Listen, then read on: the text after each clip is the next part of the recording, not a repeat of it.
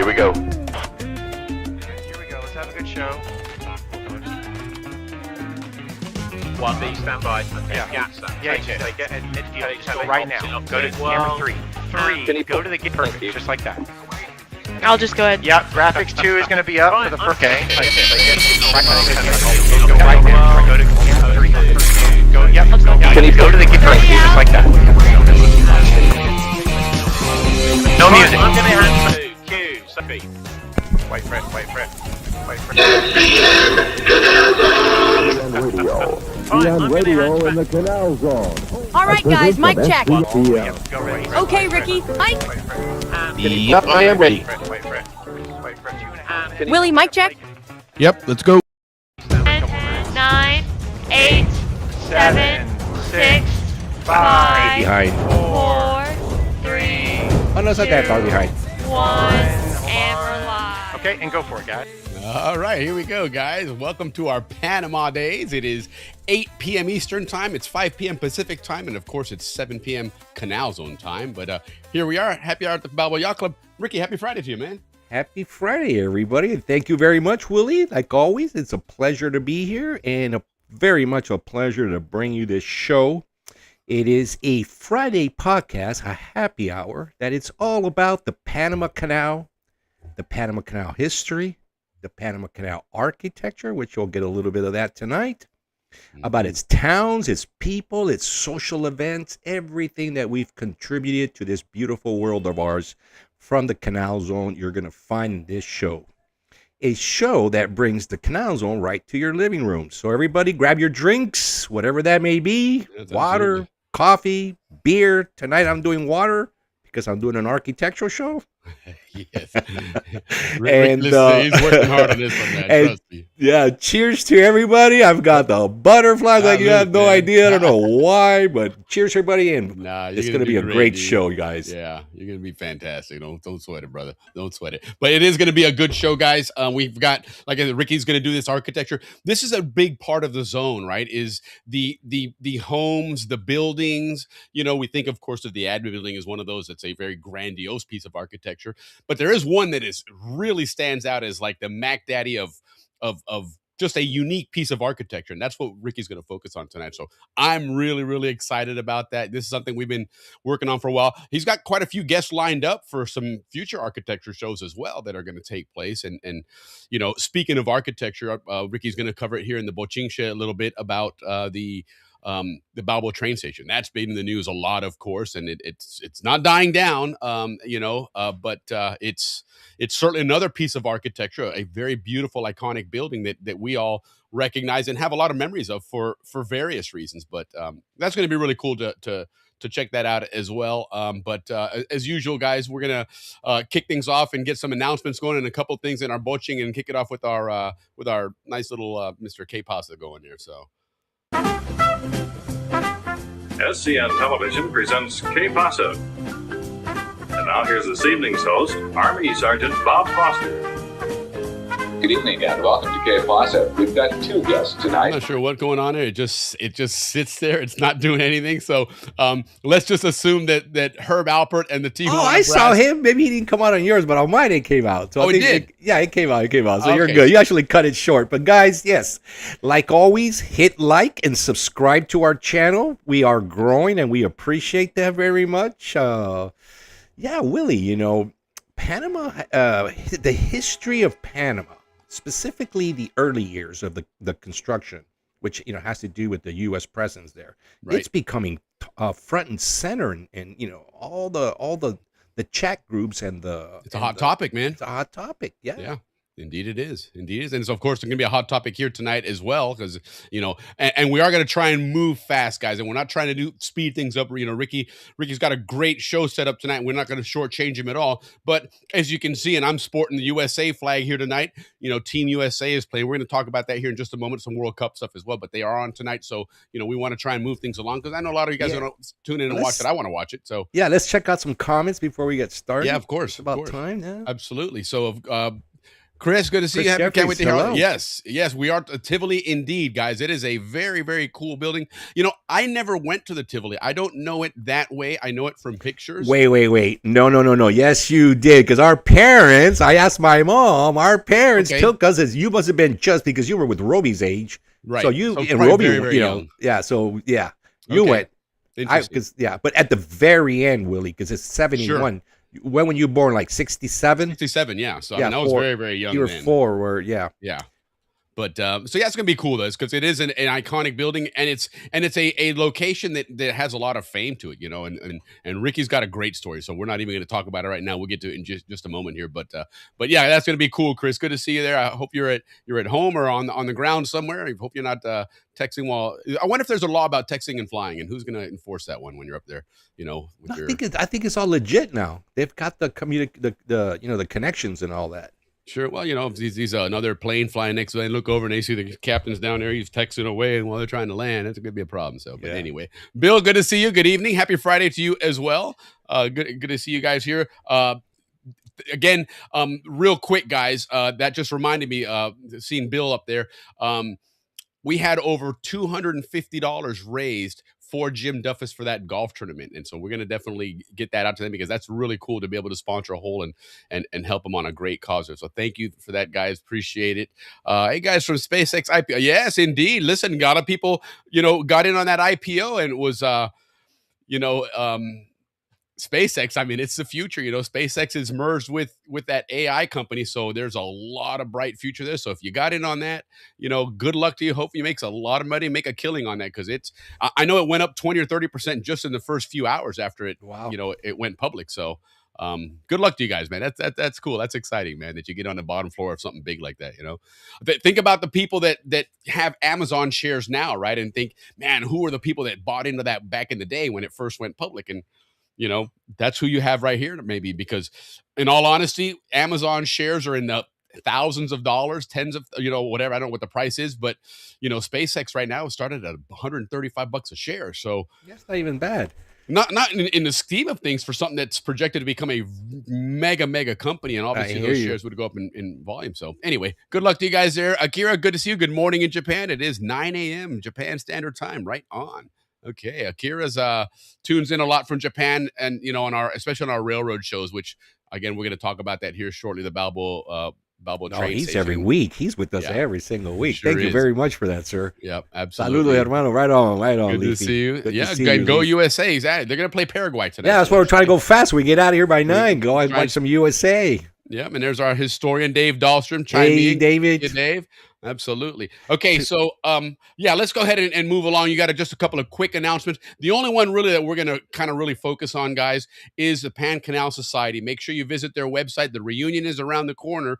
Registration is closed. However, if you need to, you could probably call them. I'm not guaranteeing anything because I'm not speaking for the society, but they'll do their best to accommodate you if possible. The one thing, though, that we definitely want to make sure that we put the word out for, guys, they're always looking for volunteers. So make sure that if you can reach out and volunteer, just put in a couple hours, man. Sit at one of the tables there and, you know, and hand out tickets or collect tickets, or do whatever it is you're going to do. But, you know, the cool thing about the reunion is that it's very well organized, but it's a bunch of people that are volunteering to do it, you know, and give some of these guys. That's why it works. Yeah. And really, let's give a shout out to the special guest speaker of the reunion, because he's been on our show. If you remember, Paul Shamella. Paul Shamella. So if you guys see or go or planning to go, make sure you tell him, say hi to him, and tell him you saw him here on our show. Yes, he'll be on Friday afternoon, guys. Remember, right around noontime. But he's going to be. He became the commander of Naval Special Warfare in Panama, and he literally arrived just a couple of days after Just Cause. No, it was the next day. Yeah, within like a day or two after that, he arrived and he took over all of that stuff and did a lot lot of things. Post how did he arrive? You know, on a parachute. That was his first visit to Panama. That wasn't on the day after? No, that was a training thing. That was way that was before, a training. Gotcha. Funny story, because like he says, they jump out of the back of a C-130 and they were off by about 6 miles because of wind or whatever else. And they landed right in the middle of the channel They with sure the did. boat right in front of them. Of course, a boat happens to be bearing down on them, you know, and they're SEALs. They're not supposed to be seen, so yeah, they had in the water. They got out of the way. But it was an introduction like none other. But like Ricky says, he'll be there Friday afternoon talking about his Yes. experiences in the zone, because he loved the zone, and his wife met some Zonians there, and they really just became part of the community. Like he said, if he had his choices of where to retire, and he says he might do it after, his wife, of course, now has dementia and whatnot, and he's taking care of her. But he Panama is one of those places where he's like, I could absolutely easily retire in Panama, because he loved that whole It's experience. like the number one destination right now. So Yes, I think yes, everybody's loving to retire in So Panama. let's talk more about Panama, Ricky. What's going on with Panama?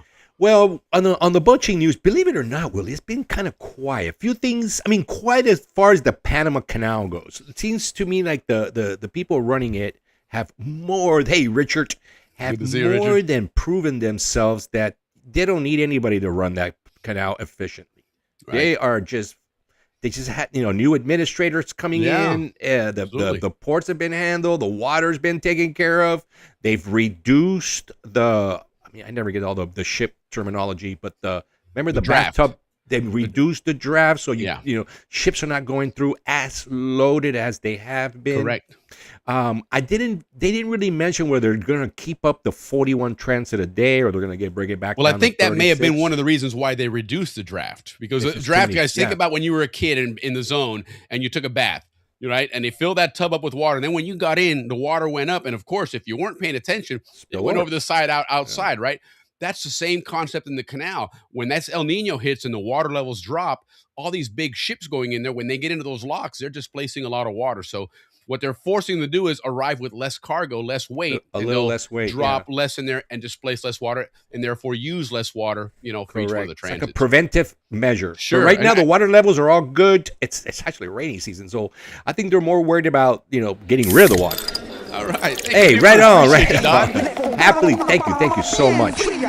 All right, so that's one thing. It's kind of quiet, but one of the things that did happen, which is, I want to mention this. You guys, if you remember, about a year ago, we had this guy. I believe his name is Michael Young, Y-O-N, and he went to Darien. Then he got on Andrew's boat, John. Then he got on Andrew's boat. Then he came right on the show. And we thought that was pretty cool. We're on top of it. And then all of a sudden, Well, in fact, he was supposed to go on Alex Jones' show, which is obviously very famous, and talk about what he talked on our show. Right? So He had Laura Loom on, who's another very famous personality. But guess where he went on first? Was on our show. Well, So, yeah, Panama now, they're doing more operations in the Darien jungle. Now it's not for immigration. Now it's for illegal mining, because they're if you guys all remember when we grew up, we were always told that Darien is full of gold, but you can't go mine it because they would eat you. I don't know if you guys remember that that story that those the Indians in Darien, the Chocoys or something like that. Remember, they were like man eating. They would chop your head off and stuff like that.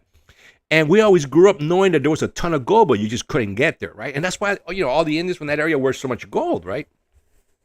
Well, apparently there's a humongous, operations there of illegal mining. So, Sena Front, with the help of the United States government, has put these, operations together, and they set out for the first. They embedded for the first time one of Panama's YouTuber, or like us, podcaster, to be on that, providing that same kind of deal where they bring a podcaster, they take him to the jungle, and then he comes on and he talks about his what he saw, something that we were lucky to do before. So I saw that, I thought, wow, that's kind of cool that we're embedding now people to go see what's happening in Darien, and it's pretty freaking crazy what's going on down there.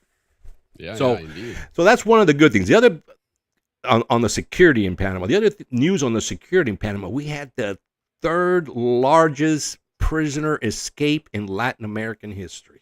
Happened on June 1st. 195 guys escaped. Yes. Yeah.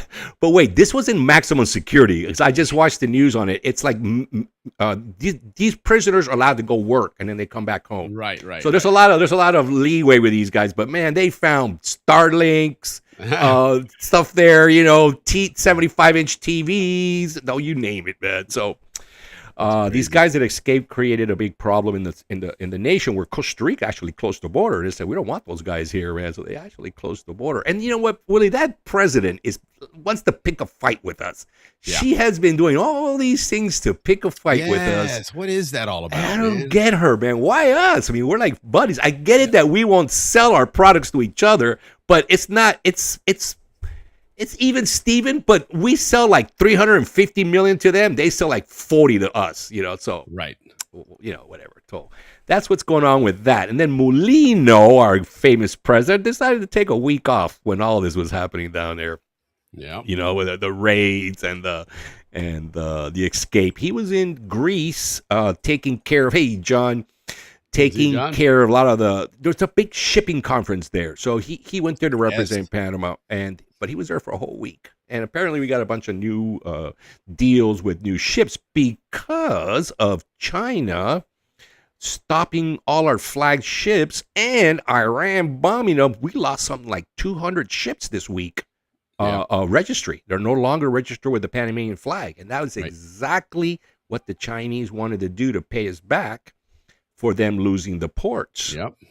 So that was kind of big news. But, we can't retaliate. They're a huge country. But Mulino was in Greece, all new, looking for new contracts and replace anything that the Chinese are affecting us on. Yeah. So on the guys, we got a few more things before we wrap this up. Trade is up. Check this out, guys. Europe has fallen in love with two things in Panama. Just in the first quarter of this year, $343+ million in trade with Europe. Two things.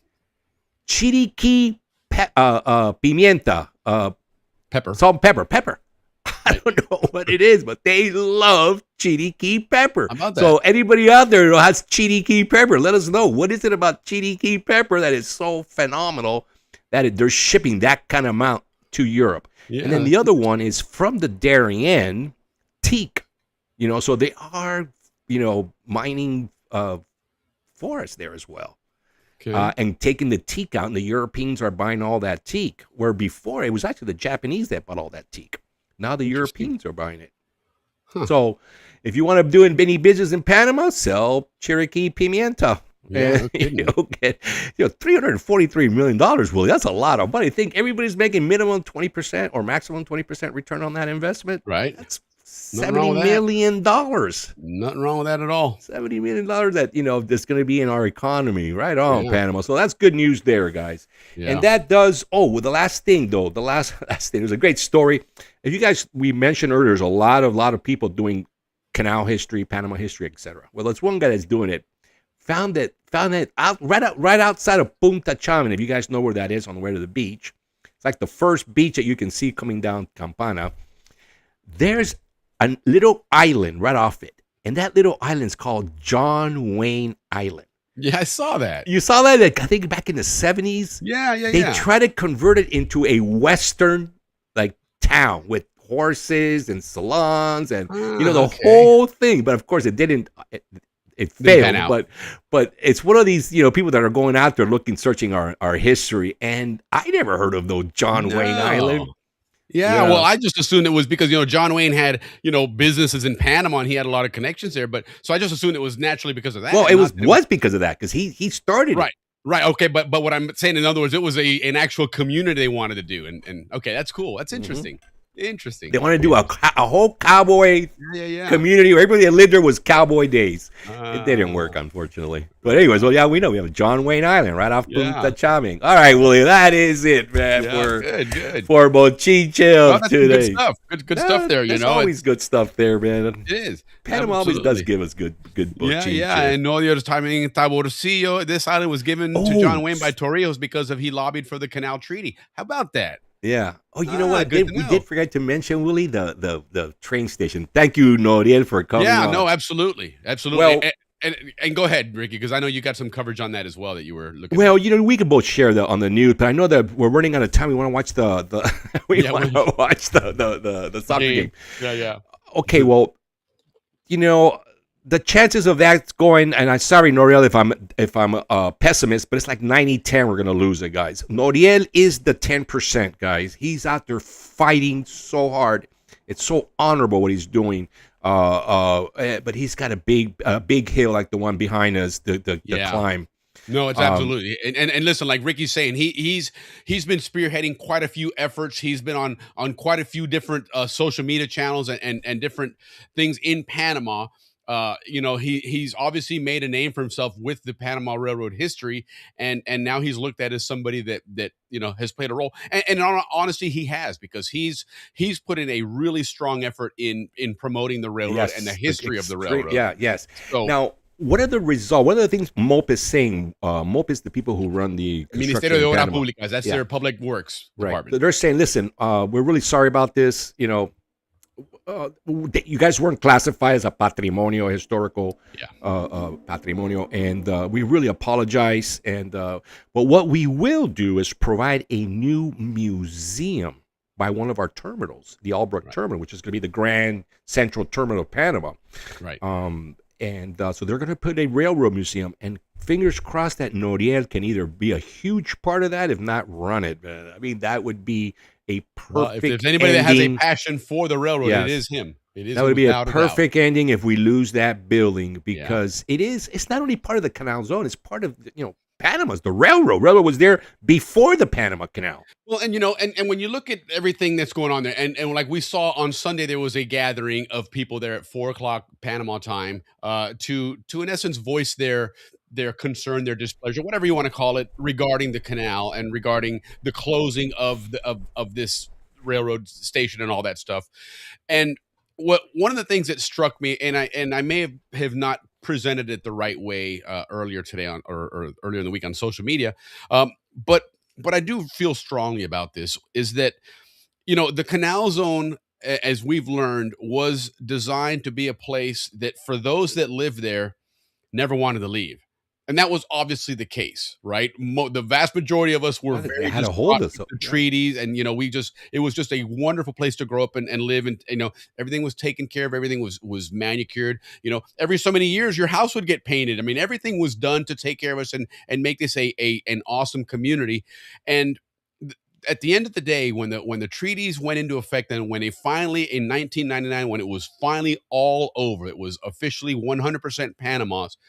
The Canal Zone, guys, was a real estate piece for Panama. Okay, there was a few administrative buildings they needed, a few structures they needed here and there, but the vast majority of the Canal Zone was just real estate to them. Okay, and so when you look at pictures of the Canal Zone now, and this Sunday was a big part of it, because people took pictures at this rally and whatnot, and while it was great to see that and see these people that have this passion for protecting this and really wanted to preserve it, at the same time I couldn't help but notice how run down the whole area was, right? And it just looked like a dump, in all honesty. And I hate to say it. Who was in charge of that building? Was it I don't know, or was it the Panamanian government? God only knows, but a McDonald's went in there early, and to me, even that kind of ruined the I know. You know what? Listen, I worked for McDonald's when I was a project manager. And the guy in charge, well, he was like second in charge of real estate for McDonald's, the Caribbean, and Central America, was a Zonian. Daryl Ford. Yeah. So I'm like, did Daryl get that deal done? I think a Zonian was trying to do the right thing. It's possible to maybe preserve. And I know, because I worked with him, and we were in a meeting. It's like, you're Zonian, right? You're from the Canals with Ricky, right? I'm like, yeah. I'm Daryl Ford, blah, blah, blah. He's a little younger than me. And I was like, no way. Right on.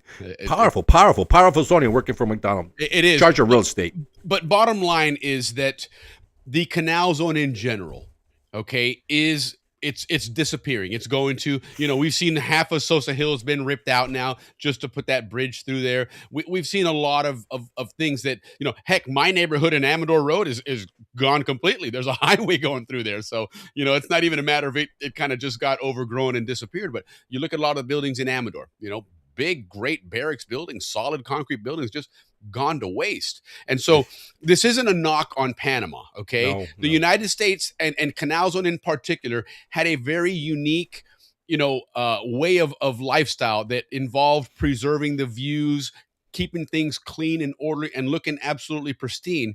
And that's gone, guys, and it's never going to come back. But I kind of ended that whole statement by really saying, let's be thankful that we were the chosen ones to grow up and live down there and be able to live this and experience it. We were the end of it. The guys that really had it good were the guys that grew up in the 60s and 70s. Those guys had it what's funny really is, good, is I did an audio overview on something else I'm working on for some recipes, and on Notebook LM they do these audio overviews. They're really cool because they take two people, they're AI characters, but they almost do like a podcast, and they were discussing this whole Canal Zone thing, and they gave it a really unique angle that I never thought about. That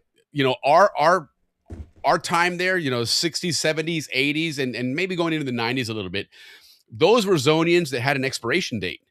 Prior to that, you didn't have an expiration date, right? We've got people that are 3-4 generations of Zonians, and as far as they were concerned, this was going to go on forever. And then when we came in, all of a sudden, we had an expiration date. They come 1999, the clock is ticking, it's going away, and it was phased gradually, so we didn't really, it's not like, okay, all of a sudden we arrived at that clockwork, and next thing you know, the gates open and Panamanians came putting in. Yeah, Willie, that young lady there was my neighbor on El Prado. Yes, Tanya Puyol. We grew up together in El Prado. Right on, Tanya. Good to see you, Tanya. Yeah, it's good to see you. All right, Willie, let's so anyway, pay some bills, like you like memories, to say, guys. And real quick, along that memory line, one last thing. Mark Cicero just chimed in earlier.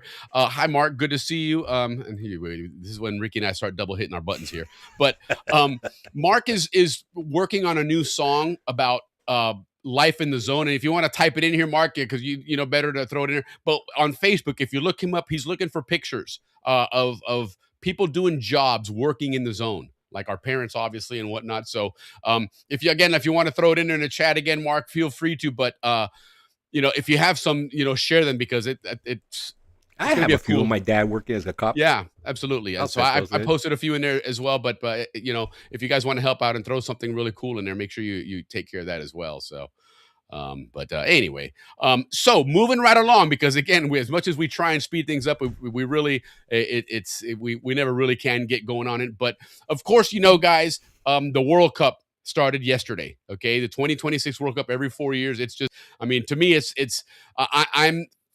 As far as a sports fan in general, I love sports, but to me, soccer in the World Cup is number one. I absolutely love everything about it.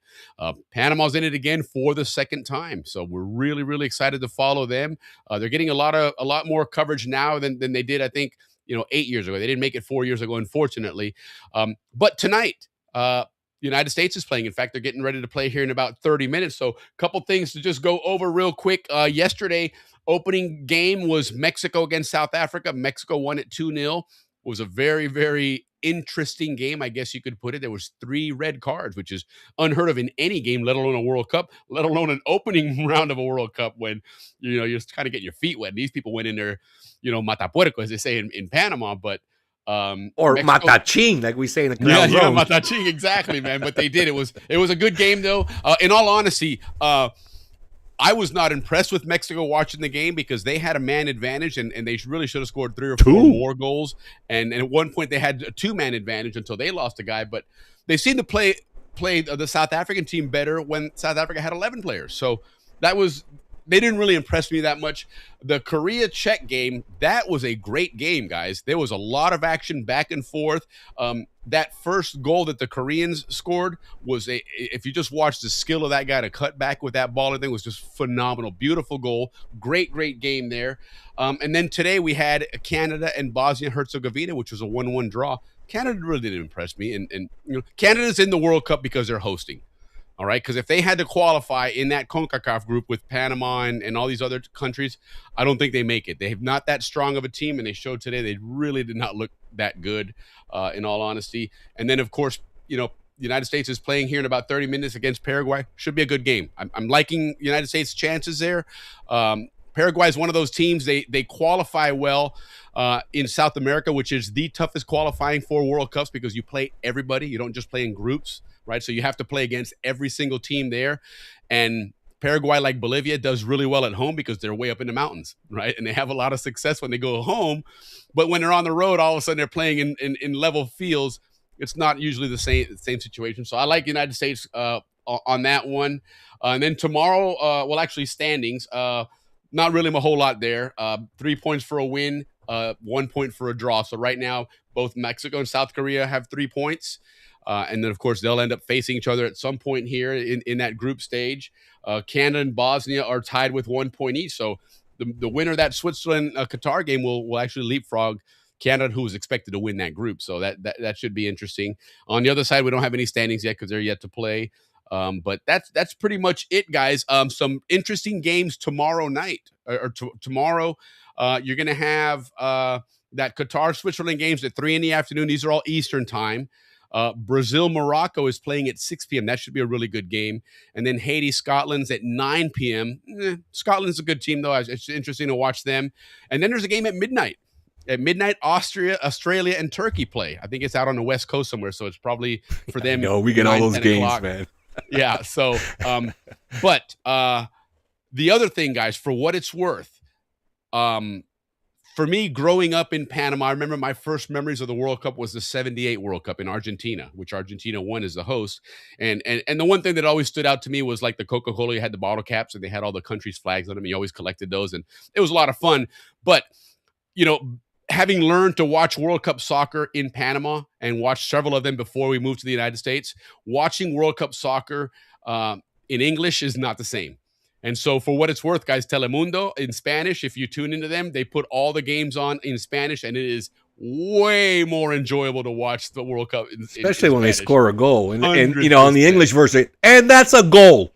Well, and even, And the Spanish version, goal. Yeah, right. It's a 3-minute call, man. Yeah. And then the other thing is they love to roll those R's when they're excited. And my wife watching it last night, she was cracking up about that because, instead of saying regresamos, they're like regresamos ahora. And it just it's very passionate. So Telemundo's where you want to watch those. Exciting times though, guys, because this World Cup is it is, man. It does bring the world together. It's pretty good. So anyhow, let's get moving along, guys, because pay some bills, Papito. Pay some bills here and then get this architecture going. So bear with me here, guys. Where can I find El Fulo? He's out there catch waves. Hey, Fulo! Fulo!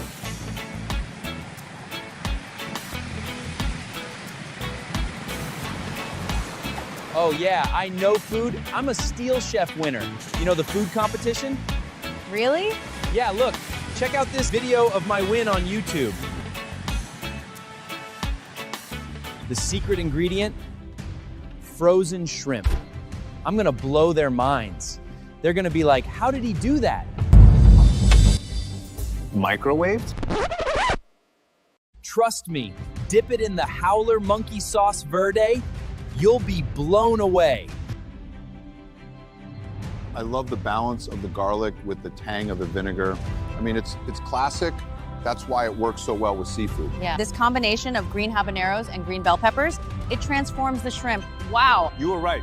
Dipping it in the Verde Howler monkey sauce, the combination of cilantro and sweet onions, man, that made a zero a hero. Do you know a howler monkey who can describe the sweet heat of our original with authentic ají chombo peppers?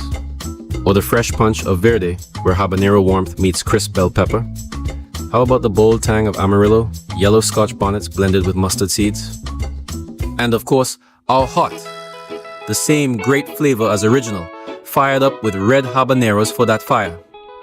Our sauces are all right. There we go. Again, my audio was off on here, guys, so I'm not sure if it went all the way or not. I wasn't able to see it, but I had it playing on the side, so at least I could see the video playing. But anyhow, good job. I love that.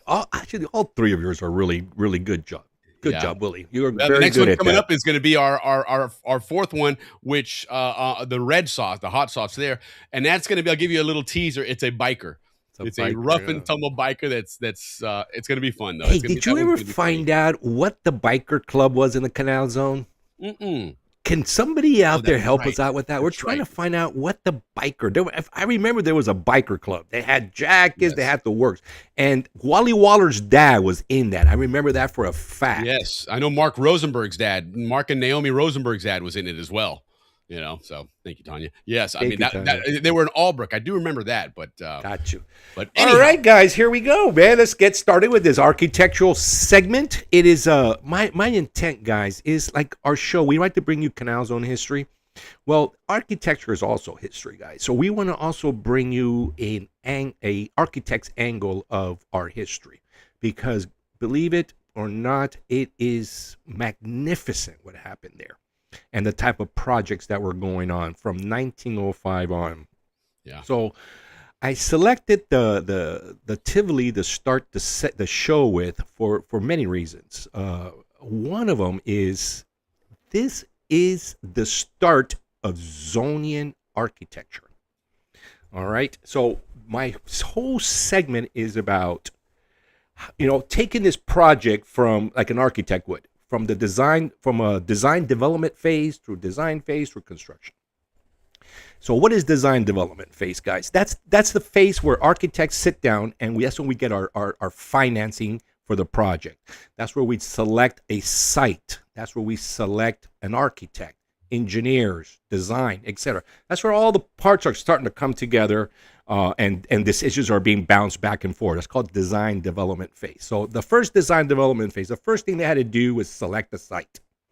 So as you can see, that's our beautiful hotel that we're talking about, and all those features you see on that, we're going to discuss them.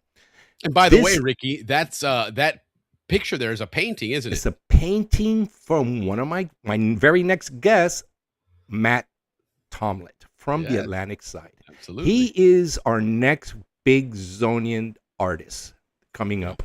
And we are going to have him on the show and do an architectural segment, because he's done a tremendous amount of art of our architecture. So the Tivoli Hotel site, okay, was chosen on a hill. It's called the Tivoli Hill, after the hills in Italy. And it was 665 feet above sea level. So Stevens, by the way, he decided this is where we're going to put our spot. Mm-hmm. And these are the reasons. Three main reasons. The view was and that's our very well known John Stevens, our second man in command. Yeah. So the site was selected. If you can see, here's a picture of Ancon. Don't pay attention to the circle, because this was for something else. The Tivoli's kind of on the top right, the middle right, if you can see it. Yeah. It was one of the Ancon was on a hill, right? So a lot of things were selected to be put there. But the Tivoli was chosen for the view, which is the finest view in the Canal Zone, guys. It overlooked Panama City and the Bay of Panama. And if you look to the right, you can see the entrance to the Panama Canal. So that's the time they were building the causeway, and all this stuff was happening. Yeah, and real quick, guys, on this map, to orient yourself there, that red circle that you see there, that's actually the corner where Grand Morrison is, where 4th of July is. You go up that way to Gorgas. Ancon Inn, don't forget that. Ancon Inn, of course. Iconic. And so that kind of gives you an idea then, if you're headed past that, coming from the bridge, let's say, going towards, Panama City, the Tivoli would be straight ahead at that intersection, right over the hill past the Ancon Elementary School, which was in that area there. Then you'd go past that, and then of course later on, as it got torn down, those big fields there. But that kind of gives you an idea where the Tivoli was. And behind that, as you can see all those ridges there, that's Ancon Hill. So again, you can see that's at the foot of the hill there, overlooking Panama City, as Ricky said. Yeah, it's overlooking. It was also selected for its health and sanitation. Why? Well, better airflow. It's going to give you what being on a hill. Cooler temperatures. And the big one, less standing water. Remember, this was all being designed right when yellow fever finally got eradicated. So people were still thinking yellow fever. Right. So hospitals, etc., were selected on hills for that reason. Less standing water, cooler temperatures, fewer mosquitoes. Gorgas, for example, is on a hill. And that was the design concept. Symbolism was another reason. This is when, remember, 1905, this is 1 year after we took over the canal, and America was now becoming a world power. We were like the 5th or 6th power in the world at that time. So it was important that we this is when we took on the first big projects, and the United States started expanding as a world power. So symbolism was very, very important. So another reason why the site was picked because it was prestigious. It was on a hill, overlooking, very visible. Everybody can see it. Right when you came into the Canal Zone, that was the first thing you saw. Absolutely. And everybody in Panama looked in that direction. What did they see? Correct. And more important than anything for Stephen was administrative control. Now, how did he do that? He separated everything Canal Zone from the crowded city below. A lot of people think that was done in your face, but it wasn't. The French effort failed because there was no organization. They just willy-nilly everything, and people lived everywhere, and it was a total disaster, as you know. So he thought that he needed to control labor, where they lived, everything compact, keep them there to do the work, like Willie said earlier, and that was why he was so into separating us for administrative control. So that was part of the reason why that site was also selected, to keep us away from the main city where you would naturally put a hotel. Okay. So again, the French, when they went there, they did not build anything. They just went there to build a canal. Remember, they were a company. They had no interest in roads and this and that. Hospitals, yes, but nothing else. So there was always a lack of like barracks for the workers. They weren't planning on staying there permanently. They wanted to build a canal and get their money and get out. But there was no facilities. So Stevens commissioned the project through the ICC because it wasn't the Panama Canal Company yet. Right. And he gets the project. He starts reviewing the original design, which was truly based on the French design that were there before, because they did do a few buildings, right? Sure. Not nothing. And then so they came in, they thought, all right, let's do a hotel based on that. And so when the earliest stage of this, they're looking at that, Stevens receives a message from Washington. The President of the United States is coming to Panama for a 3-day visit, November 15th. This is about 18 months from November 15th. They're just looking at plans. Right. And Stevens decides at that moment, the President's coming. We've got this beautiful design here. No. We need to redesign everything. And we need to build this as fast as possible. By the way, 14 months from when they broke ground to when they opened for Roosevelt. 14 months. That is the size of that place. That's a lot of construction. That's very, very fast. Months, so one of the things reason why he redesigned, because he needed speed, because the president was coming. Of course, he has to consider costs. Very important. Availability of materials. And the need, here's where the Canal Zone architecture comes in, the zoning architecture comes in, the need to create a design that is more suitable for Panamanian climate. Yeah, right. Okay? Because remember, they're using French design. Yep. All right, that's European, right? But that was the norm of the time. So correct. This is where Zonian architecture comes into play. A big, huge genre of architecture comes into play. So Stevens decided, you know what? And at the time, guys, they were building a lot of beautiful projects. The admin building, within this time, Gorgas, Balboa. I mean, there was a ton of construction going on, and there was a ton of architects from all over the world. The best, the finest of New York were working in Panama. The YMCA building, all these gorgeous buildings that we have. And Stevens was like, you know what? F that. We're not hiring any of those guys. Nobody got time for that. And there's a lot of contractors everywhere building stuff in Panama. Everything was just building up. And he was like, you know what? F those contractors too. One of the good things that Williams did, the first administrator of the canal, was when he first came to Panama, he brought with him an architecture department. Because Willie, I read this. A lot of people are going to say, yeah, right, Ricky. For him, that was the most important department, and he gave him power to make decisions. Okay, and there's a good reason for that, Willie. When they took over the facilities Wallace from the French, this is Wallace, the first guy that doesn't get any love. I'm going to give him all the love. Right. He had to document everything they got. So people that do that kind of document is architects, of course, surveyors, civil engineers, etc. So that was the first department he built, Williams. You know, so now he's my main guy. So, like Alex Reyes likes to say, guys, they did a news on him called Celebrando con los Zonians. It was on La Prensa and everything. We've talked about it. And we were called the Lost Tribe of Panama, right? Because, you know, Panama has all these subcultures, right? From Zonian to Chinese to Indian, Afro-Antillian, Italian, Spanish, Middle Eastern. You know, all those cultures exist there. But Willie, the one culture that is most ingrained in the Panamanian culture is the Zonian culture. 100%. And Alex had a great point. Why is Panama more Zonian than any other culture? Right. It's because we formed the country called Panama, right? 100%. Known as the architects of the nation. So Certainly. these are the kind of things that make me excited. So Williams understood that. So he brought all these Wallace. He brought all these top architects, 10 of them, very top, very, very well-known architects, and about 350 support guys, and they opened up this office. So Stevens goes and he says, what? I've got all these architects, top architects, and I've got all these guys working there. I don't need anybody.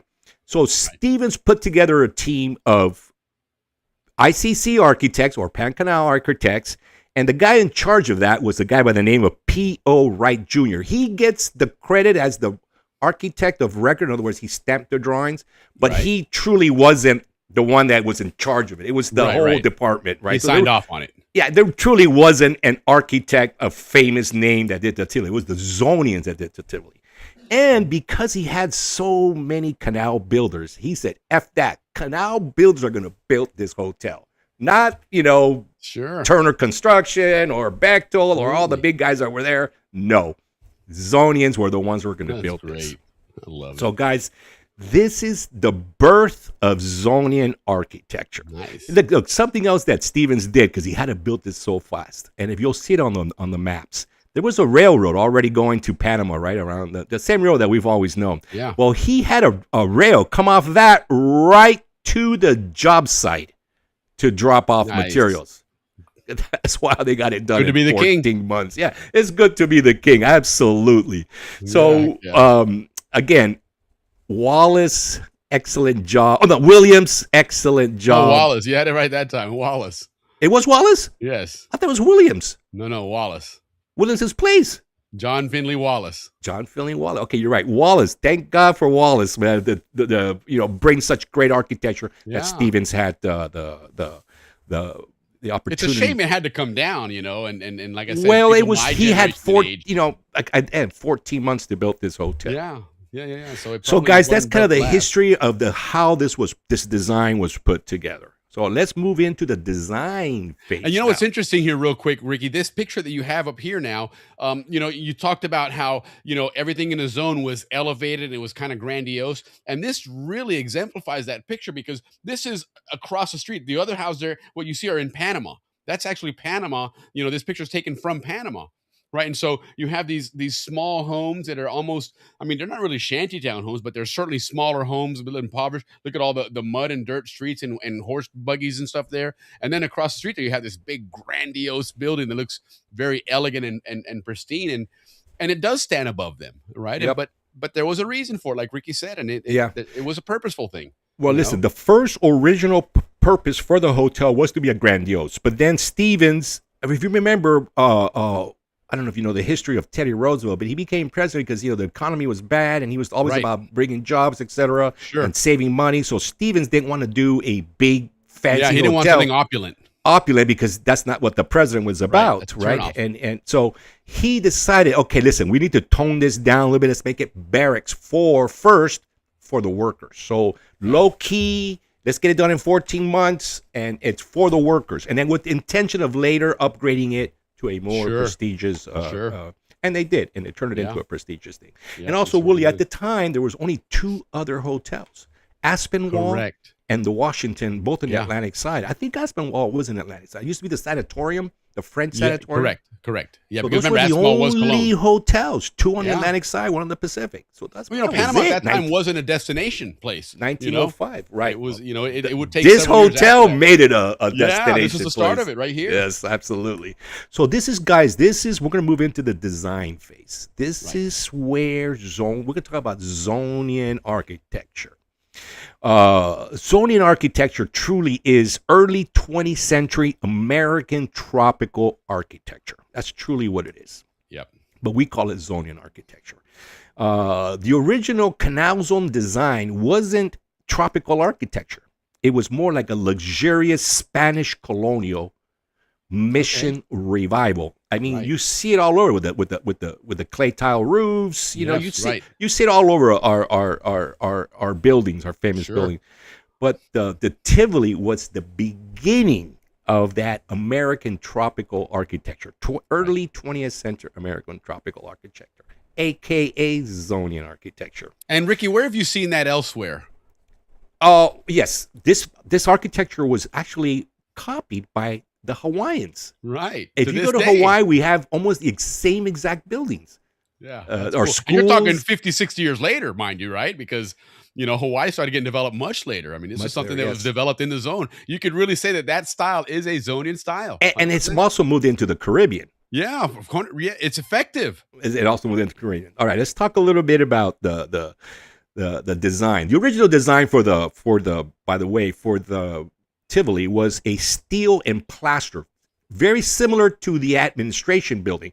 At the time, that was the new technology. The admin building is one of the first steel plaster buildings in the world. Wow. Yeah. Interesting. Okay, so they were, like I said, Stevens was going to be Wallace was going to do more of a grandiose. No. He never commissioned it. Stevens first thought of a grandiose, and then they reduced it.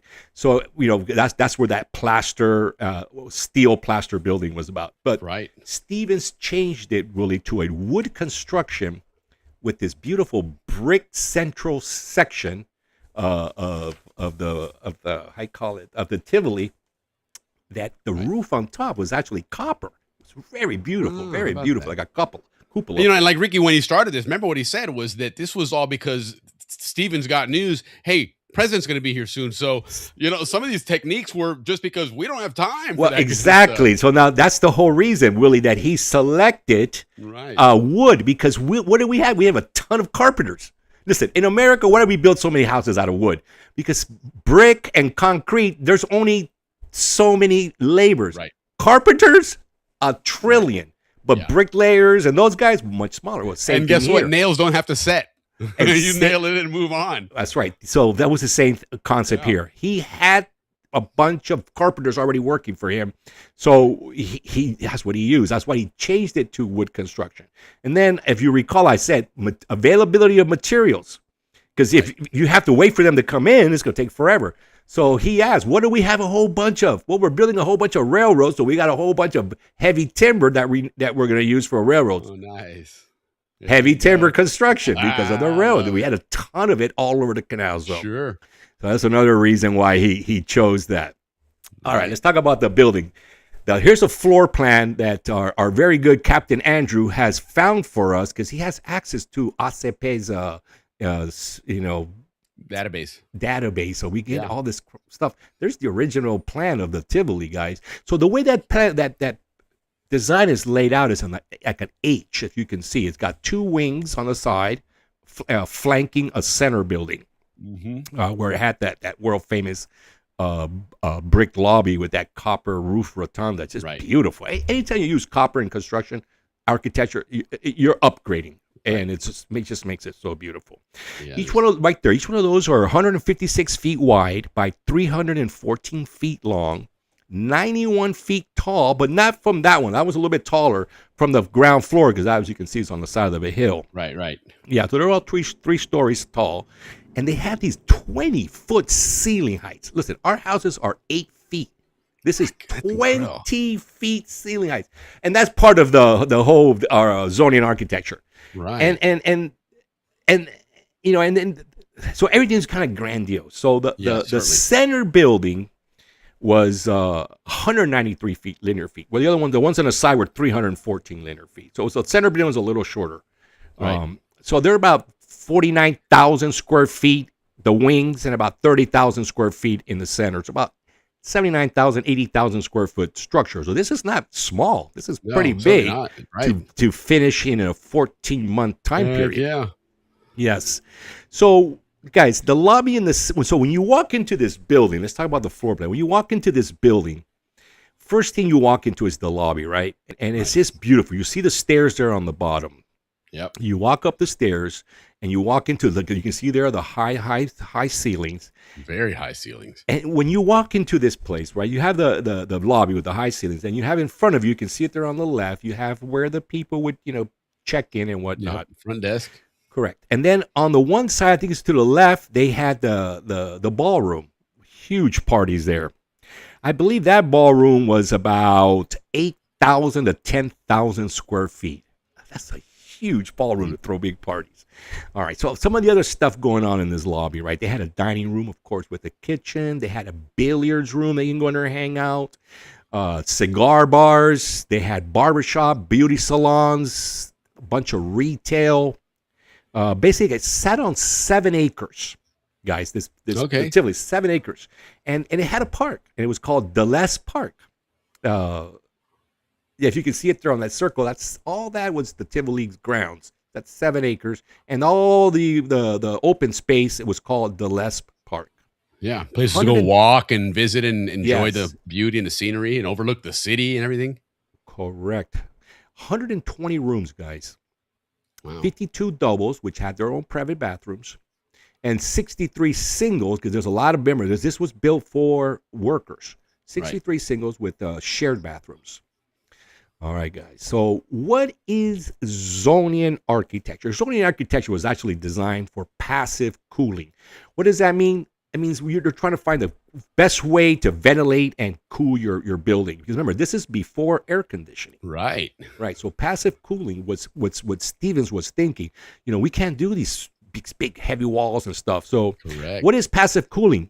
Covered walkways. If you guys are familiar with Balboa High School, when you got from building to building, we had those covered walkways. Yeah. Cristobal High School also has that. So Purpose-built. Canals, Gorgas Hospital had a lot of covered walkways. We had them all over the place. That's Zonian architecture. The wraparound verandas, which you saw in some of our pictures there, which they at the time were calling them perimeter galleries. Okay. Part of the Zonian architecture. High ceilings with pitch roofs. Right. As you can see that there. And then on top of that, those high ceilings and those pitch roofs, you would see these little cupolas. And that's to release the heat. Hot air rises. So you get the heat through there. Is that those white ones you see all along the roof there? On the roof, yes. Those cupolas. Yes, okay. You see them there. And that's to get the hot air out. Sure. And one of the main concepts, one of the main things about Zonian architecture is symmetrical composition, guys. With a prominent tower. You can look at all architecture. Here you can see the tower on top. If you look at Cristobal High School, there's a tower there too. There's towers on all our. That's part of our Zonian architecture. Symmetrical composition. That's why we're everything in the zone. If you look at Balboa Elementary School, everything is symmetrical. Yeah. And it was purposely done for our way of thinking. So we categorize everything. We that way we build that way. That way we live that way. So symmetrical composition was huge in Zonian architecture. All right, some of the materials that we use. Hope you guys are enjoying this. If you have any comments, please let us know, because I'm all about comments. If not, I'm going to fly through this. Now I understand why David flies through it, because you get so excited. You want to tell the story. You do. You caught up in the moment, Yeah, but fun stuff, because we can all relate to it, For me, a history lover, right? And World War II history is fascinating to me, but I wasn't there, right? So I just go by what the pictures say and what the stories say.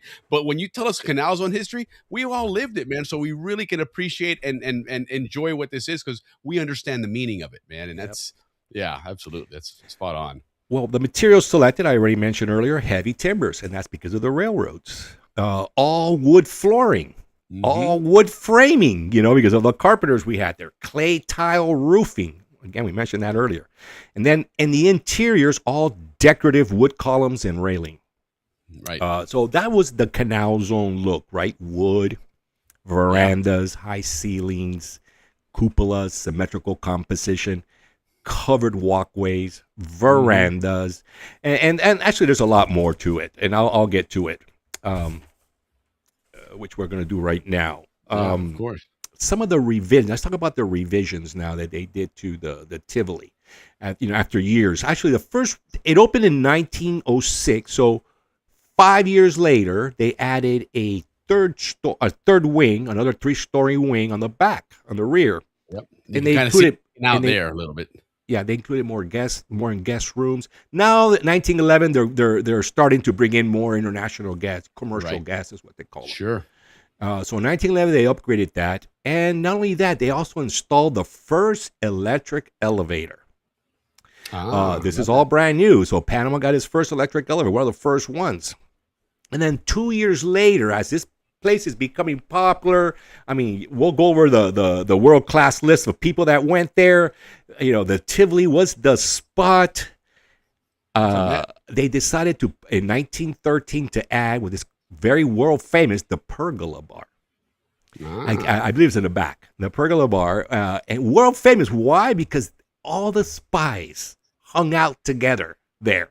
They all stay there during World War I, World War II, and whatever other war happened during that time. And everybody would be at the same bar at the Pergola during wars. It was known for that. Well, I'll tell you what, Ricky, you're absolutely right. And I'm not going to tell about it now, but remind me one day to tell the story about the spy that was caught at the Tivoli by the barber. Okay, we will talk about that. Yeah, a little bit later we get into all the social stuff going on. And the porte cochere was also included in 1913. Before the porte cochere was just a set of stairs going up, kind of like the admin building, just straight up in there. But then they put in the porte cochere and made it a lot more easier to drop off, and you'll see that on the pictures. And then in 1922, I mentioned how wood was so prevalent in everything, right? From the framing to the floors to all the interiors. The fire department goes in there and calls this thing a fire trap. And they have to install a fire sprinkler system in the AZAP, 1922. And they also, at that time, brought in the hot water service. So they had hot water heaters going on. They included that into the hotel. So that's kind of the three major revisions to the hotel. Now, through Andrew, we found out there's a whole bunch of other additions, but much smaller. Like they added bathrooms throughout the years. They added air conditioning, et cetera, et cetera. Some of the other buildings that were going on at the time, guys. Panama Railroad Station, which is now a museum, was happening at the same time. So if you could think of that architecture, that's kind of what the Tivoli was going to look like until Stevens had a message from Washington that he had a few months to get this done. Right. The admin building, a little bit later, started as well. Balboa School was also being built. The YMCA, Gorgas Hospital, the Balboa Union Church, El Prado Mall. The streets and how they call it a mall. Right. And in Panama, these same contractors, these same architects. Panama was all. Remember, the United States gave Panama $10 million up front. And with that $10 million, they started building all these things, like the Public Ministry Building in Bella Vista, the University of Panama, and the Instituto Nacional, which has a big history with Balboa High School, the Municipal Palace, that's where the Mayor Meyer works, the Spanish Embassy. These are all really beautiful buildings in Panama, all going on at the same time. So look at all those buildings I just mentioned, all that happening at the same time. And Stevens decided, you know what? We're doing ours the Zonian way. Wood, veranda, all the stuff I mentioned earlier. So, guys, that's where Zonian architecture started, with the Tivoli Hotel. Yeah. Right, so, and Ricky, I didn't interrupt you because we were going to do this earlier and we just got kind of caught up in the moment and we totally forgot about this. But thank you, Jim Duffus, for reminding us. A lot of what we're gathering, what Ricky's gathering, because this is Ricky's project here for obvious reasons, but a lot of what we're gathering here, guys, is from a book called Architecture of the Panama Canal Zone, Civic and Residential Structures and Town Sites. This is an absolutely incredible book, okay, that was put out by Edith Barkowitz, if you know her from the Zone. And she was kind enough to provide us each with a copy of this book. I mean, it's a fabulous book. Let me go ahead and pull it up real quick because we definitely want to give her some love here because she really has, and just from the standpoint of being a fan of the book. Okay, but it is on Amazon. It's a great book. It's got, I mean, just over 1,000 images, blueprints, you name it. If you want to immerse yourself in that architecture after watching this fantastic show and segments from Ricky, this is the book to get. And find her. Because yes, you are right, Willie. A lot of my research comes from her book, but now with ChatGPT, we can do more deeper research. And I did get some pictures and some information on the construction and on the architecture through a lady who bought all the Canal Zone early documentation. So it was like a personal private museum that ChatGPT was able to get in there and get me some good stories. So some of this stuff does come from all the things you're saying. It also comes from the Canal Zone images. A lot of stuff came from there as well. Wikipedia also has a lot on the history of the canal, Panama Canal. Yeah, and it is. But this is a well laid out book. It's I mean, just a really, really professionally done book that you know, there are certain books you need to have as far as your Canal Zone collection of books and this reads. Is one. Absolutely. This is certainly one she of them, has done a tremendous job to mankind. 100%. To give us this history. Really, really. I mean, where else would we get this information? Yeah, all right, guys. Some historical facts of the Tivoli Hotel. It opened to the public on New Year's Eve, 1907. Okay, right on. 2 months earlier, November 15, like I mentioned, look, there's the walkways. Like I mentioned earlier, Teddy Roosevelt was there, November 15th, for 3 days. Before, he was actually the second one. There was a guy before him. I think it was the guy, the top executive of the ICC. Not Stevens, the guy below Stevens, which actually the first or something like that. Okay. But you know, Teddy was obviously the reason why. I think the first guy was like a trial run, and then because when, you know, I mean, he was the first client. You know, they opened that when for the president's him. coming, man, you got to make sure that things work. Yeah, right? they opened it for work, the lights work. Yeah, and Willie, that was the first time an American president ever left the country. Yes. And where did he go? The Canal Zone. Canal Zone. That's it. You're absolutely right. 100%. And where did he stay? At the Tivoli. Oh my God, where Canal Zone architecture started. This is just unbelievable history, man. I love it. I love it, guys. All right, the place closed for commercial in 1951. So basically, from 1905 to 1951, this the Panama was, you know, the Tivoli was the scene. This is where all the senior engineers, canal officials hung out. Diplomats, military officers, businessmen, tourists, all the Panama elite. Not all of them, but a big part of the Panama elite also hung out there. So it quickly became the place where the Canal Zone Society met, entertained, celebrated, and did informal business. Okay, and at the time, the Union Club built right after this. This was done in 1906. We opened in 1909. 3 years of the Panamanians only coming here to do this kind of work. They say, you know what, we're going to open up our own club. Yeah, and they open up we all from Panama know what the Union Club's all about. Sure. So in 1909, the first Union Club opened up in Casco Viejo, and so between those two places is where all the elite hung out. But as Panama grew, first it grew into Bella Vista, and then Club Union went to Bella Vista because they always went where the elite went. Right. Then when Panama kept growing, and then it went into San Francisco, and of course the Union Club kept following wherever the elite were going. And then they ended up in Paitilla, where it is today. And that is the elite club in Panama. So at the time, those were the two top places for things like this to happen. All right, so it closed for commercial guests in 1951. That means that, you know, Panama at this point, we're saying, look, we have our own hotels. We don't want people staying there. Legit. Totally legit. Sure, Plus, of course. It wasn't really meant for that. It just happened that way because there was nowhere else to go. Well, you had president visiting, so you had to have a nice place. You can't put them in Panama, right? Someone's home. Right. And then 20 years later, when it was just Zonian use for, you know, traveling people that were doing business with the canal and relatives of the Zonians. Yep. For 20 years, it was known as the Tivoli Guest House. So from 1951 to 1971 when they closed it. So those 20 years, incredible. It kind of created the Zonian, who we are as Zonians, party-wise. party-wise. Right, Right. And then it was eventually demolished in 1982. So see, we were there when that were 1982 when they finally just wasn't paying attention then. They just took it down. Today, guys, it's a Smithsonian auditorium and library called Earl S. Tupper. Tupper. Okay. Yeah, Chris was asking earlier. I saw that, and that's what it is today. So it makes sense that the Smithsonian should get that. Because the Smithsonian's also been there with us, and they're just a humongous part of the Canal, Society. All right, guys, some of the famous people. I mean, we've all been through this. We know who the famous people were, right? Right. So I'm only going to talk about a few, right? Teddy Roosevelt, as we know, and by the way, he got his own room, the Teddy Roosevelt Suite.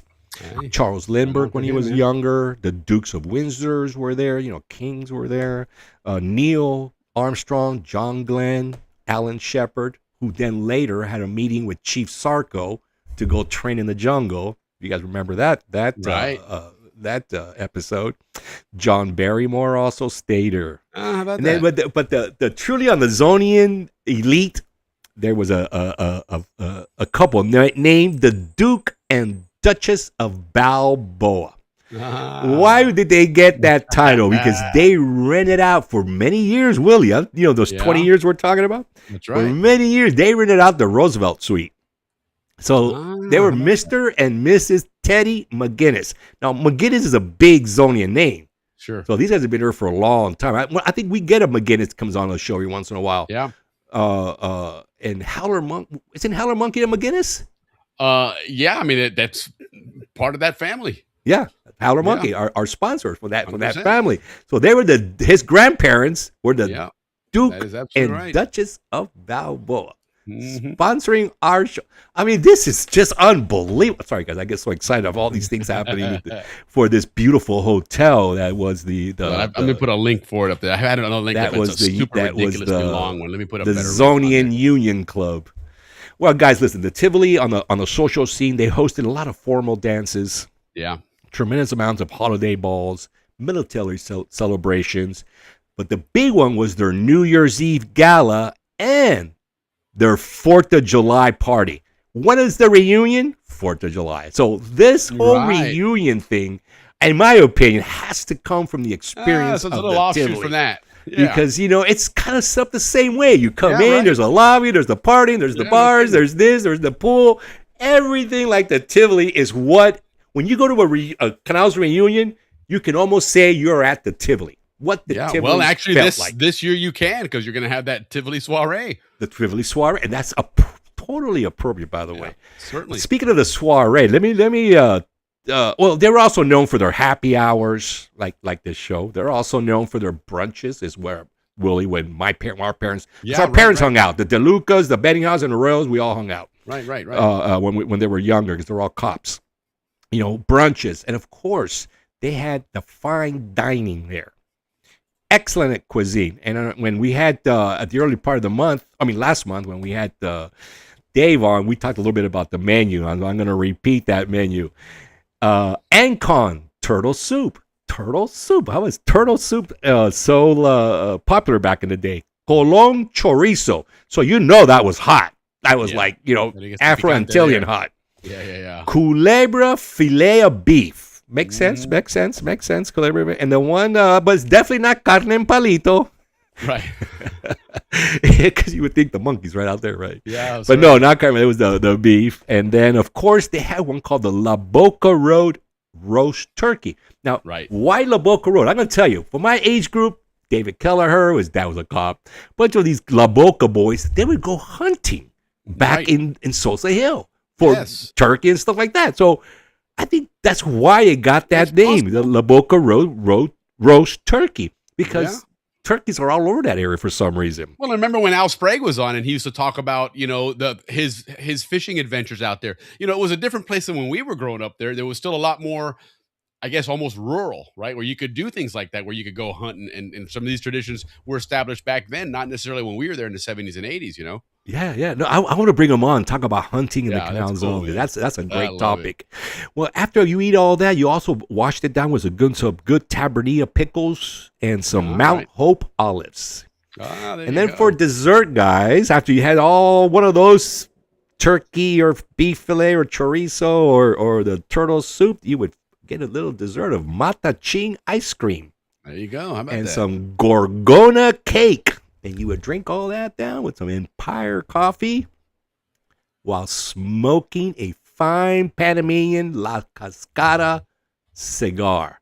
How about that? How about that? That was the life of the Tivoli Hotel. Indeed. Guys. Indeed. It was a great place, man. It's a great place. There's so much, Zonian history. I mean, this is where the whole entire architectural genre it's ironic, Ricky, now that you was mentioned discovered. I mean, yeah, certainly. It established a lot of the how would you call it, the social world of the zone, right? Because it revolved around the Tivoli, right? And then the irony of it all is you think about when the Tivoli came down was in 82. Well, that was kind of the beginning of the dismantling of the Canal Zone, right? It was starting to now transition over. Things were starting to close, be handed over. Some were just, closed and torn down. Others were repurposed. But in this case, it was one that maybe even Panama saw there's nothing here for us. It's an old wooden building, and it really was. I mean, it wasn't made to last, that's for sure. It was made to be a great building, but wooden buildings are not going to last 150 years. They're just not. Right, and then on some of the pictures, you guys, you'll see Ancon, before Balboa, Ancon was the center of the Canal Zone. I mean, Ancon, 100%. It was actually, like we said, symbolism. Right. It was selected for that reason. It was high ground. High ground. Balboa was a swamp. Remember that. Balboa needed the canal to be dug to build Balboa because you had to fill it in. But Willie, since the 1500s, Ancon Hill has always been the prominent, prestigious point, and the Americans knew that, and they, that's why Gorgas was up there. Ever since they lost Old Panama, when they decided to build a new Panama in there, it was under Ancon, which we've learned that Ancon is actually a term for a hill overlooking a harbor. Is an Ancon, and so therefore there was like three terms. There was like a But the initial term in Old Spanish, an Ancon and Huancon was an area that overlooked a harbor. Correct. And it was a strategic place, which is why they built the new city of Panama there, and consequently the beginnings of the Balboa Canal Zone area. Correct. And then when they started closing down all the towns, the old towns, Matachin, Gorgona, etc., and all those people were transferred over, and their homes, by the way, to the Ancon area. As we know, the one of the last famous homes is the governor's house. Sure. Which, by the way, sits on the where they had the crematorium. Right. When the French. And a lot of that was also a cemetery, remember?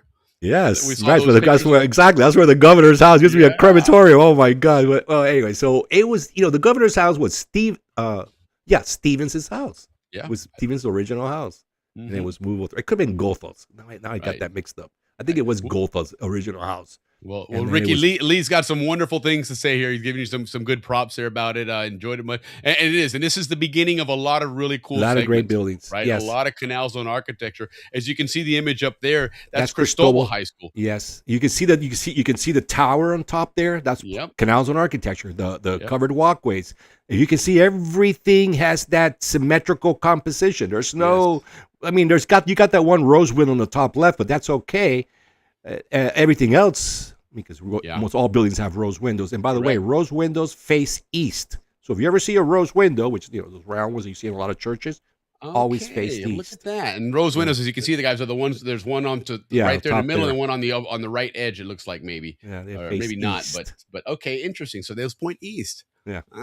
Look at that. You'll always learn something on these shows here. That's for sure. There's the Spanish tower roof. So in Hawaii, you see structures that look exactly like that. Right. I mean, to the T. And that's another thing, because what we learned is that a lot of technologies were created in the construction of the canal, and some of this became that. We like to call it that Zonian architecture. There's probably some Americans will say that's American architecture, but really it's made for tropical worlds. No, it's actually called early 20th century American tropical architecture. And again, what's the earliest 20th century was the construction of the canal was probably the biggest early 20th century project, right? Well, the first 20th century American tropical architecture ever done building was the Tivoli. Yeah, so there you go. So very appropriate there. Very appropriate, yes. And then the Tivoli was actually an area where there's a lot of activity. You can see that's the USO there.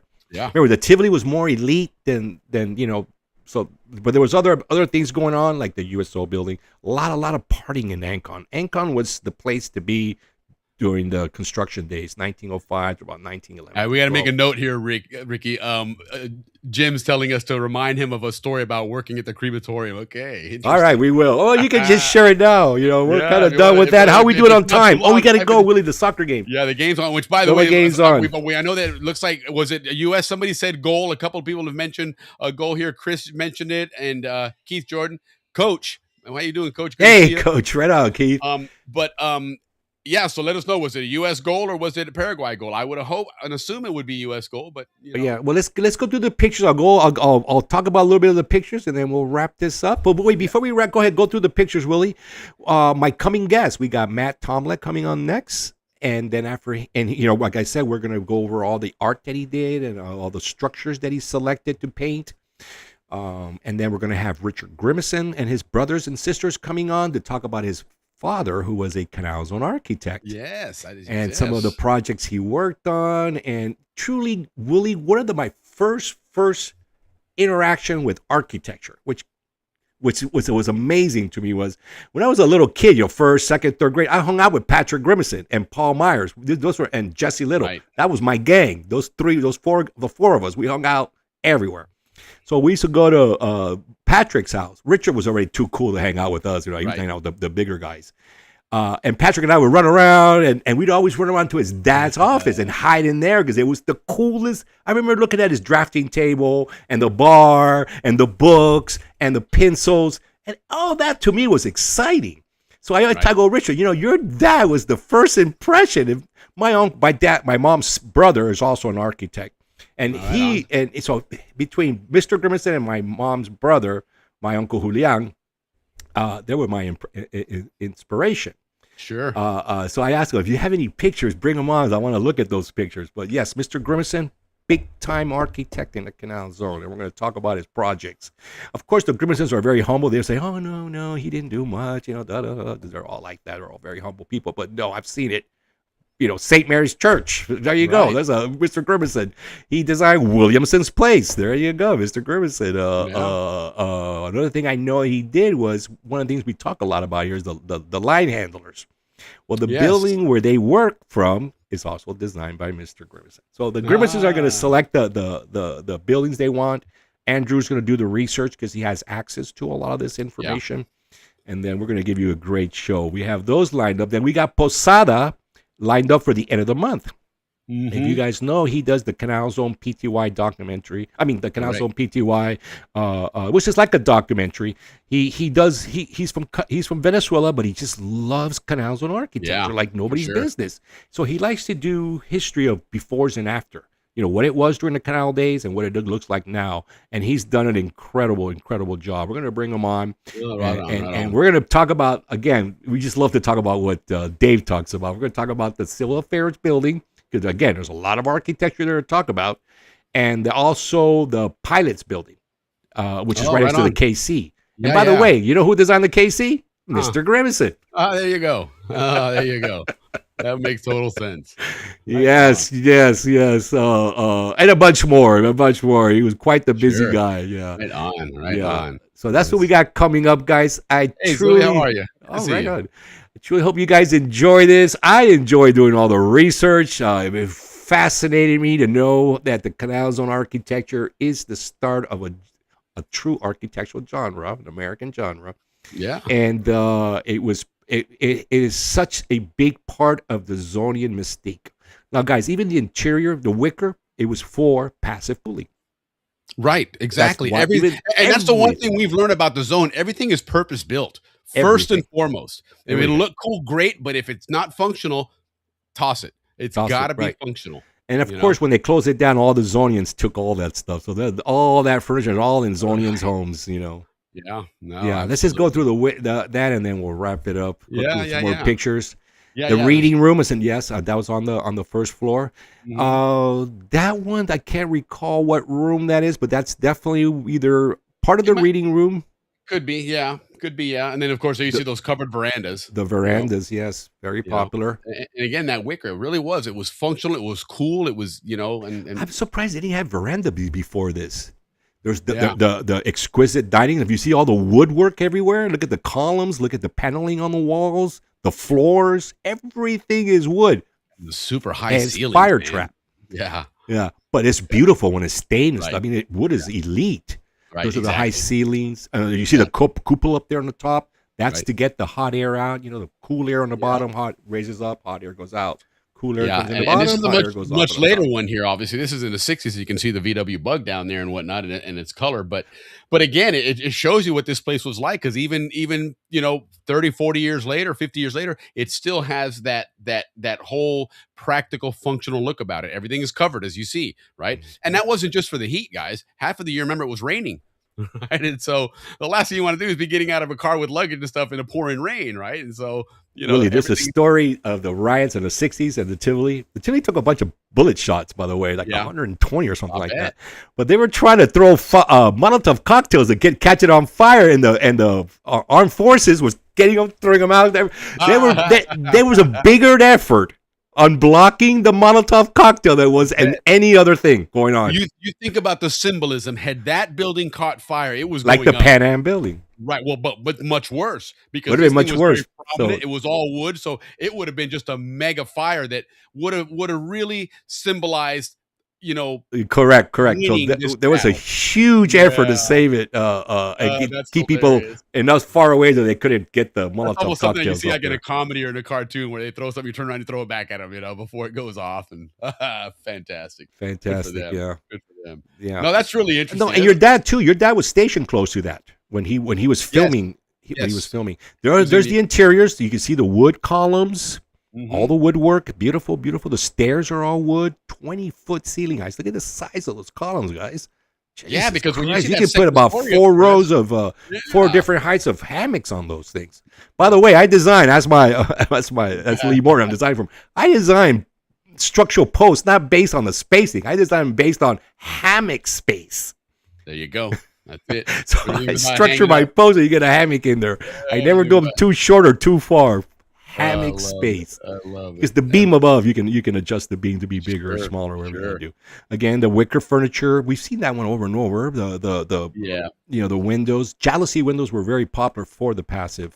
You're not seeing them there, but they became very popular for the passive cooling. And of course, easy to replace and cheap because it's glass. If you guys recall, we all had them. We had stacks of those in our house, stacks of glass to replace them when you just slide them out and slide them in. You Yeah, the remember little the jalousie. louvers, I think I called them. The louvers. Jalousie Remember, even is in St. actually Mary's, we had them, but we had technical. the big ones, but they still you'd spin to open them up, and it would Yeah, slide up. yeah. Those are the ones that I climbed out of. And that was thick glass. That stuff didn't break easy. No, not at all. It had a lot of flex to it. Yeah, it did. It did have flex to it, which is a trip. It's odd to see glass bending like that. Yeah, It would. exactly. I mean, it would break, but yeah, it had a more tolerance than normal glass. What else we got there, Willie? Yeah, I think you've covered it, dude. We covered all. Oh my God, guys! I got through my first architectural segment. I hope you liked it. It was very good. It was absolutely fantastic. Let's see. Glenn Plucker was the head chef at the Tivoli for years. Okay, right It was on. known as an elite dining room. I mean, they were known as exquisite. So, real quick, then, real funny story. In the barber shop, because like Ricky mentioned, the Tivoli was the place where people gathered, right? Think about it. Back in between 1920 and 1940, okay, Panama was still growing, so there wasn't a lot going on there. There wasn't a lot of places to visit and hang out and be there. But Panama was still kind of that central part of Latin America, that gathering point. Anyhow, so there's a German getting a haircut at the Tivoli barber there. And I forget the specifics about it, but how much he was charging him. And it was like $2. And the guy complained about it, raised a big stink about it, so much so he didn't want to pay for it. Very arrogant about it, this, that, and the other. Well, long story short, this guy had just escaped from Brazil. He was a Nazi spy. And they What year was that? 1941, 1942. 41, yeah. And so the Tivoli barber is the one that walked out and said, "Hey, I want to press charges. This guy came in here, insulted me, raised a big stink, kicked shit around, and didn't want to pay for his haircut." So when they detained him to take care of this stuff, they're like, well, let's hold this guy and find out who he is. And come to find out, oh, wait a minute, this guy's a Nazi spy that we've been looking for in Brazil. So the Tivoli played a role in breaking a spy ring in in the Canal Zone for World War II, which I thought was hilarious. But yeah, that was a good show, Ricky. This was an absolutely great show, Richard. Yeah, looking forward to you and sharing your dad's accomplishments and exploits in the zone, because I didn't realize that he we all went to St. Mary's and went to St. Mary's Church, and Mr. Grimston was a big part of that as well. So good job on the art. Oh yeah, St. Mary's Church, 6 o'clock mass. If you were cool, like the Grimsons and us. Right, absolutely. Every Balboa Ram went to the 6 o'clock mass. We never went to the 10 a.m. mass. Right. That's it. Yeah, it was a lot of fun. This is all Ricky here, Keith. Ricky's put a lot of work into this. He's been looking forward to it. Poor thing. Listen, let me tell you what, this guy doesn't sleep, man, because I got a message from him at 8 o'clock this morning, which means that's like at 5 o'clock over there in California. He's like, hey, you got my slides ready? I was nervous. Well, you see, we had big numbers because a lot of my friends are on. I all week long, come watch me, come on. I think, oh my God, what did I do that for? No, listen. So I was a little nervous that I was going to blow it in front of all my friends. But yes, thank you for everybody who showed up. I really appreciate it, man. We're going to make this show, guys, great. Right?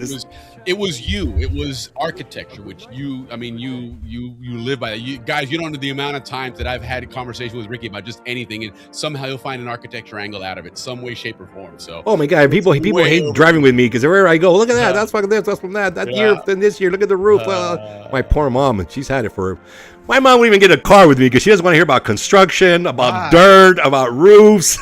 Well, now you have somewhere where you actually can tell those stories and people actually Yes, I hope you guys enjoy it. I've got a lot of it. I think my next building after we do these two guests would be, I would love to hear from you guys, but I want to do the clubhouse. The clubhouse has a lot of great stories, man. And it's had different and it's had 4 different transformations. Yeah, absolutely. So that would be a good one there. A couple of that one. The YMCA. Make for good shows because there's a lot of cool architecture that we can celebrate from the Canal Zone, and it's very much a historical piece, especially now with this whole Balboa train station thing front and center in the news. We want to get a lot of that architecture out there. Also, we're going to continue our excavation. It's still the 1906. A lot of big changes here before we started going here, but our bus is telling us it's time to go, Ricky. I love my little bus. Thank you, guys. Listen, thank you from the bottom of my heart for showing up every week like you guys do.